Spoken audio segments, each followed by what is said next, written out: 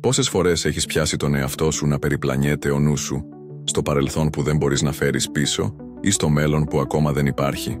Αυτή είναι η μεγάλη ψευδαίσθηση και η πηγή ανησυχίας. Η επιστήμη το ονομάζει δίκτυο προεπιλεγμένης λειτουργίας. Το καθεστώς όπου ο εγκέφαλος παράγει σενάρια και ανησυχίες. Υπάρχει όμως και μια άλλη κατάσταση, βαθύτερη, η πλήρης παρουσία στο τώρα. Όταν μένεις στο παρόν, οι σκέψεις σβήνουν, το δίκτυο ησυχάζει και ενεργοποιούνται η προσοχή και η διάβγεια. Τότε η συνείδηση γίνεται καθαρή, ήρεμη και άγρυπνη. Σε αυτό οδηγούν δύο δρόμοι. Ο πρώτος είναι η συνειδητή πειθαρχία. Κάθε φορά που βλέπεις το νου να τρέχει σε παρελθόν, μέλλον ή τι θα γινόταν αν, τον επιστρέφεις στο τώρα και έτσι εκπαιδεύεις τον εγκέφαλο να μένει παρόν.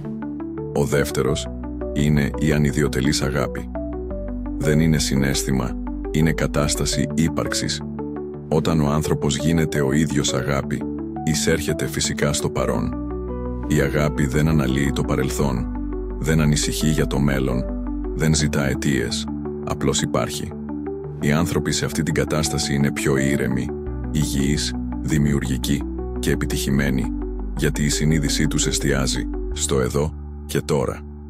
Ο νους δεν χρειάζεται να σκέφτεται ασταμάτητα. Η αληθινή επίγνωση γεννιέται όταν σιγήσει και η συνείδηση μείνει άγρυπνη. Και όταν αυτή η συνείδηση μετατραπεί σε αγάπη, η παρούσα στιγμή δεν είναι απλώς γαλήνη. Γίνεται ναός όπου ο άνθρωπος βιώνει την ενότητα με το σύμπαν. Τότε έρχονται οι πληροφορίες από το πεδίο, εμφανίζονται άνθρωποι από το πουθενά, συμβαίνουν θαύματα, ανοίγει η καθοδήγηση και αποκαλύπτεται ο σκοπός της ζωής.